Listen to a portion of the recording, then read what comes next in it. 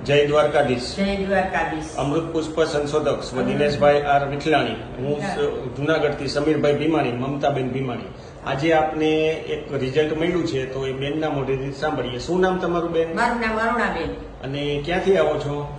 જુનાગઢથી. અને શું તકલીફ માટે અમૃત પુષ્પ લઈ ગયા હતા? મેં એસિડ પીધું હતું, મારી નળી સકડાતી હતી, એને ટૂંકમાં આપણે અન્નળી સંકોચાઈ ગઈ હતી હા. અને એના લીધે શું તકલીફ થતી તમને? એને અંદર ખોરાક ન જાતો. ખોરાક ના જતો. હા. બરાબર છે. પછી આપણે અમૃત પુષ્પ લઈ ગયા. હા. આપણે કેટલી બોટલનો કોર્સ પૂરો થયો? હજી એક બોટલનો કોર્સ પૂરો કર્યો. એક બોટલના કોર્સથી અત્યારે કેટલી રાહત છે? અત્યારે ઘણી રાહત થઈ ગઈ છે. હું જમી શકું, બધું કરી શકું. બરાબર. ટૂંકમાં અમૃત પુષ્પ ચાલુ કર્યું એ પેલા કેટલો ખોરાક હાલતો? એ તઈ અડધી રોટલી ન જાતી. હવે અત્યારે વહી જાય છે આખી રોટલી. અત્યારે કેટલું જમો છો? અત્યારે બપોરે 3 રોટલી, સવારે 2 રોટલી. બરાબર છે. ટૂંકમાં તમારો ખોરાક એ વધી ગયો અને હા. હવે પાછું ગળામાં અટકાય છે કે નહીં, નથી અટકાતું. બરાબર છે. ટૂંકમાં જે અટકાતું એ હવે બંધ થઈ ગયું હા, છે. બંધ થઈ ગયું. અને જે લેવા આવ્યા બોટલ ત્યારે કેટલો વજન હતો?